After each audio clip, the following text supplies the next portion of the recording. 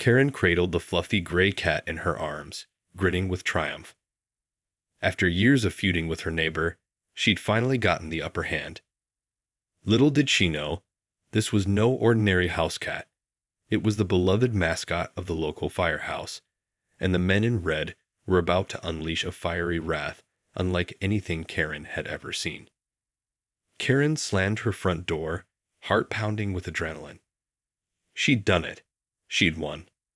That irritating, condescending neighbor of hers would finally get what was coming to him. As she stroked the cat's soft fur, a devious smile spread across her face. There, Mr. Whiskers, she cooed. You're safe with me now. That jerk next door will never bother us again. Just then, the cat let out a loud yell, struggling in Karen's arms. She frowned, taken aback by its uncharacteristic behavior. Shuh, it's okay. I'm not going to hurt you. She tightened her grip, but the cat only squirmed more frantically. Suddenly, the unmistakable wail of the siren pierced the air. Karen froze, her blood running cold. She peered out the window to see a massive red fire truck thundering down the street, lights flashing. As it screeched to a halt in front of her house, a dozen burly firefighters spilled out, their faces twisted with fury. There she is, one of them bellowed, pointing a thick finger at Karen. The catnapper. Karen's jaw went slack. Catnapper? What are you talking about? Another firefighter stepped forward, his chest heaving. That's our mascot, you thief. How dare you steal Smokey? Mascot. Smokey. Karen's mind raced as the realization dawned on her. This wasn't just any stray cat. It was the beloved firehouse pet, the furry symbol of their brave team. And she had just kidnapped it. I didn't know, she stammered, her grip on the cat loosening. I thought he was just a regular. Save it. The first firefighter cut her off, his face turning beet red. You're coming with us, lady.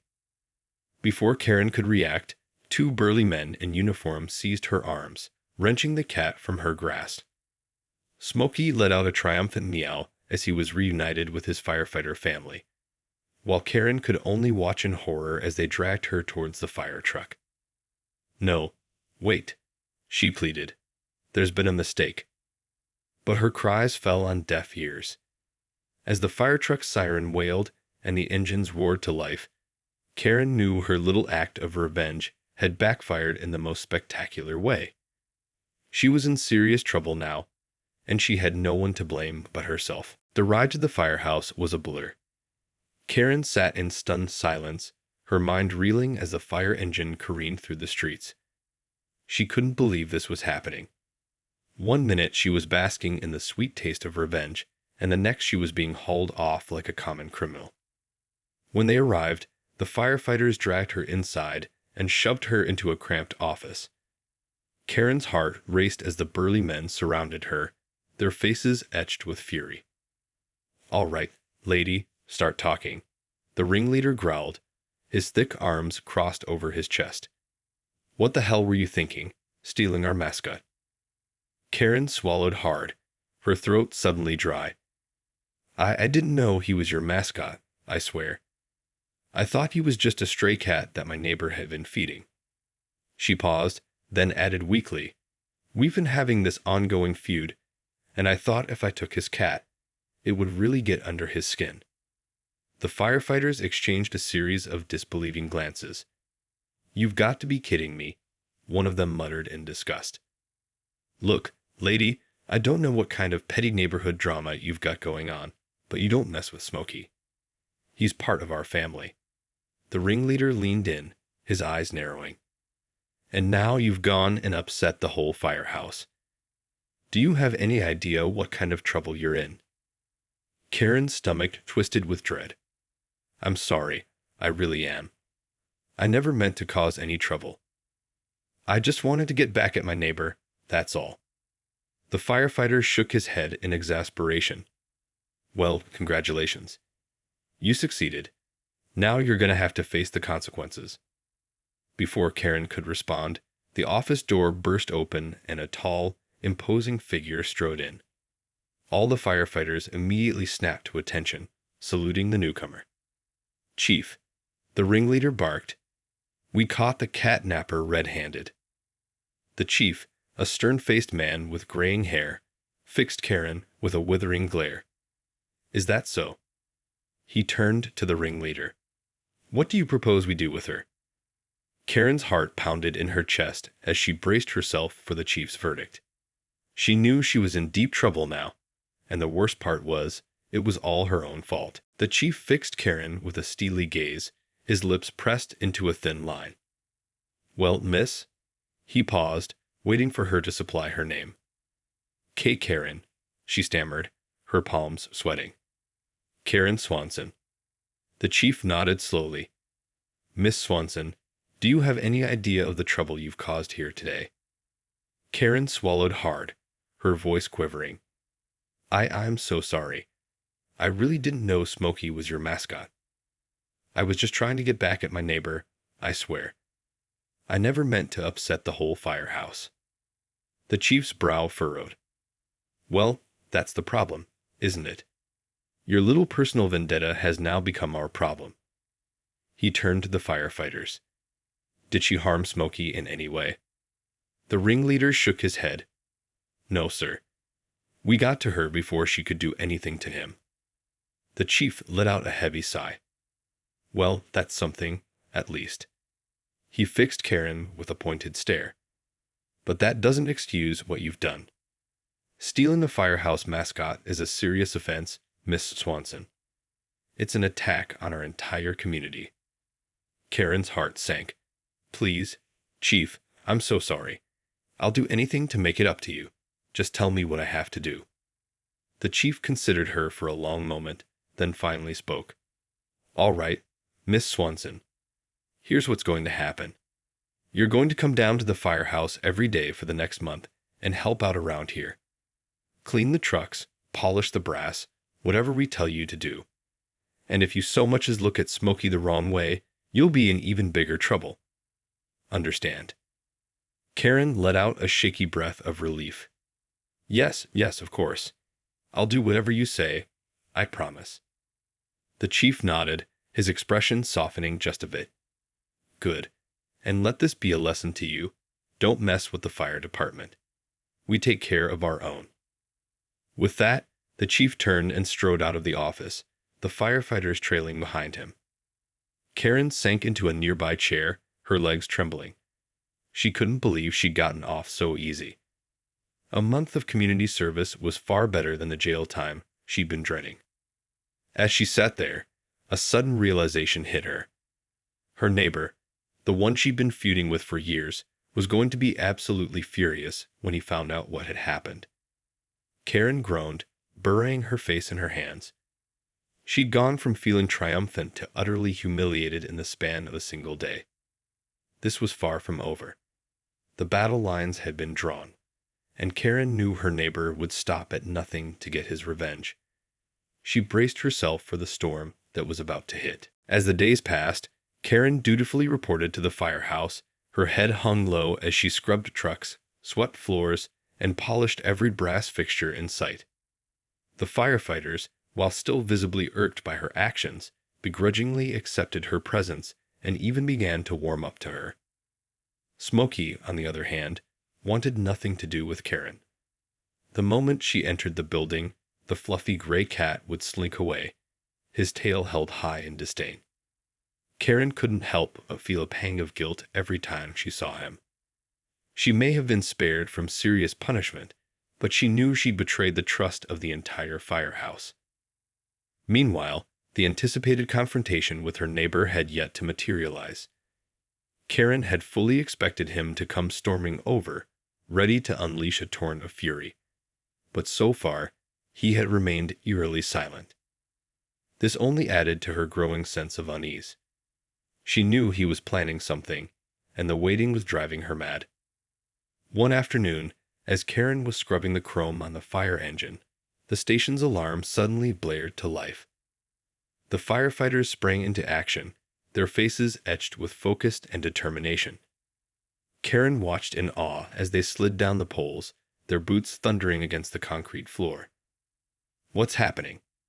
She called out, but her voice was drowned out by the deafening wail of the siren. Within seconds, the trucks had roared to life and sped out of the station, leaving Karen alone in the sudden silence. She fidgeted nervously, unsure of what to do. Should she stay put, or try to follow them? Her curiosity got the better of her, and she decided to venture outside and see what was unfolding. As Karen stepped out into the bright afternoon sunlight, she gasped in horror. Thick black smoke was billowing from her own house, the flames licking hungrily at the roof. She stared in disbelief, her heart pounding in her chest. This couldn't be happening. Then, as the realization dawned on her, a sick feeling of dread washed over Karen. She knew exactly who was behind this. Karen's heart raced as she watched the flames consume her home. She knew, without a doubt, that her meddlesome neighbor was behind this.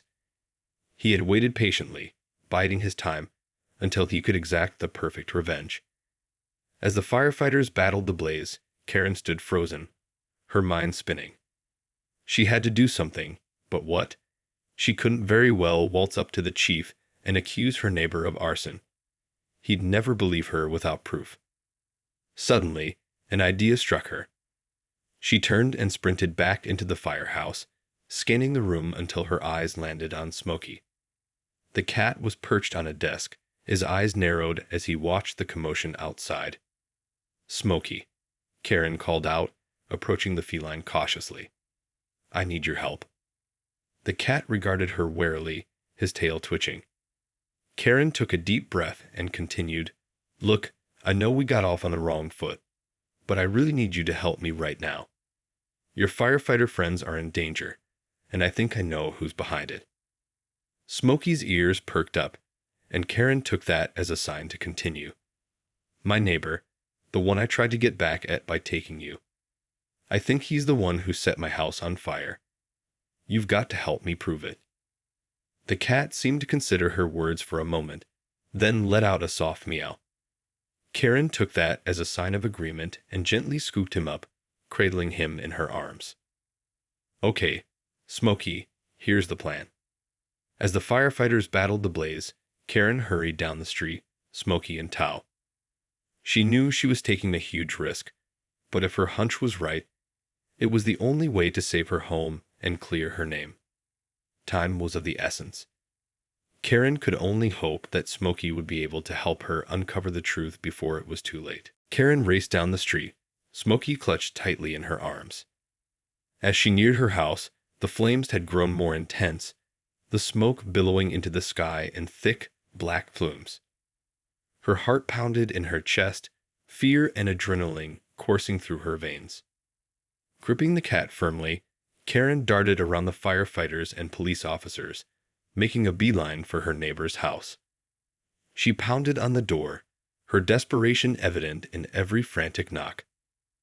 After what felt like an eternity, the door swung open, revealing a smug-looking man with a wiry mustache.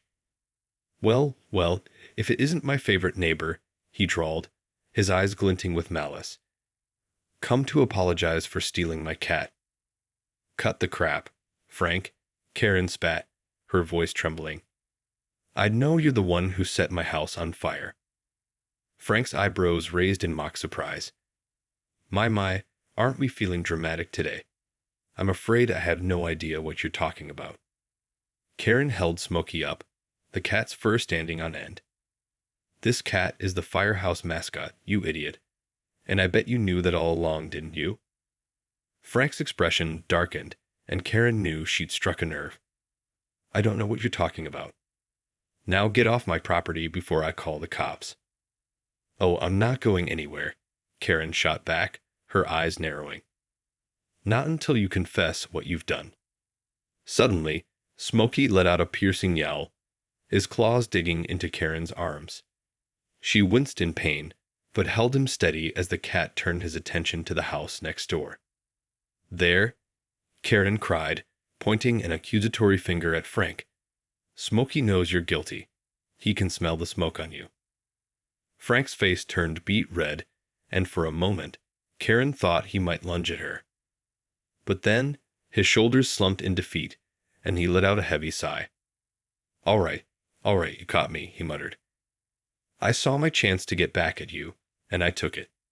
But I never meant for the fire to get out of control like this." Karen felt a wave of triumph wash over her, but it was quickly replaced by a sense of dread. "You have to tell the firefighters what you've done. They're in danger out there." Frank hesitated, his eyes darting nervously. I can't. They'll throw me in jail." Karen's jaw tightened. "Well, that's the price you'll have to pay for your little act of revenge. Now, are you going to do the right thing, or am I going to have to drag you out there myself?" As the sound of sirens and the crackle of the flames echoed in the distance, Frank knew he had no choice. Resigned, he stepped out of the house, Smokey's fierce gaze following his every move. Frank trudged towards the firefighters, his shoulders hunched in defeat. Karen followed closely behind, Smokey still firmly in her grasp. As they approached the chief, the cat let out a loud meow, drawing the attention of the entire crew.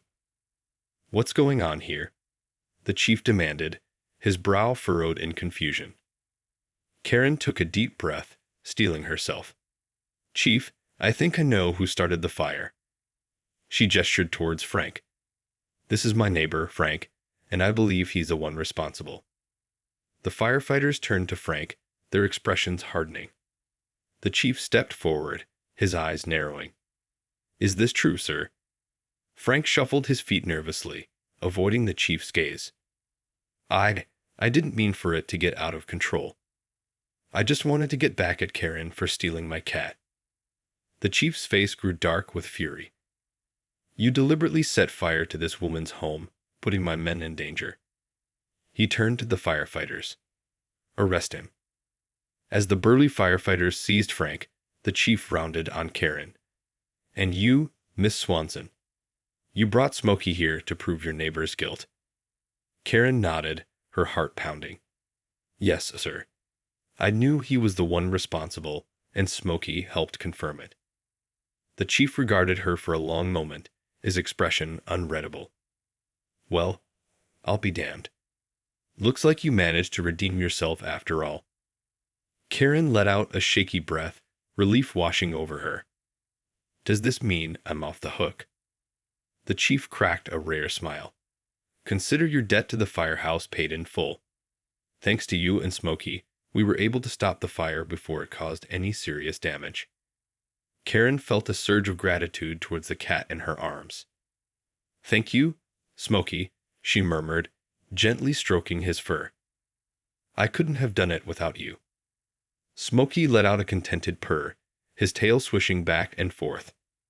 As the firefighters escorted the sullen Frank to a waiting police car, Karen knew that she had finally put an end to their long-standing feud. It had been a wild ride, but in the end, justice had prevailed. In the days that followed, Karen's life returned to a semblance of normalcy. Her house had sustained only minor damage, and the firefighters had worked tirelessly to ensure it was quickly repaired. As for Frank, he'd been arrested and charged with arson, his scheme to get revenge on Karen spectacularly backfiring. Karen couldn't help but feel a twinge of guilt as she watched the police car drive away, Frank's face etched with a mix of fury and defeat. Despite their long-standing feud, she knew deep down that he hadn't intended for the fire to cause any real harm. But the law was the law, and he had to face the consequences of his actions.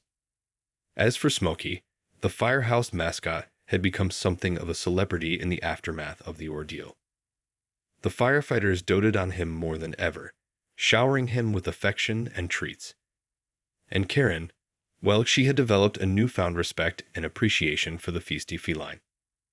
One afternoon, as Karen was helping to wash one of the fire trucks, Smokey sauntered up to her, his tail held high.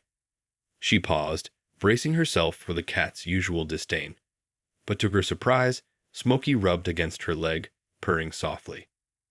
Karen couldn't help but smile, gently reaching down to scratch him behind the ears.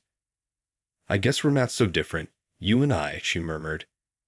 "We both just wanted to protect the ones we care about." Smokey let out a content meow, and Karen knew that their once adversarial relationship had blossomed into something akin to an unlikely friendship. She had learned a valuable lesson, that sometimes the greatest allies can come from the most unexpected places. As the sun began to set, casting a warm glow over the firehouse, Karen knew that this chapter of her life was finally coming to a close. She had faced her demons, made amends, and emerged stronger for it. And with Smokey by her side, she felt ready to take on whatever the future had in store.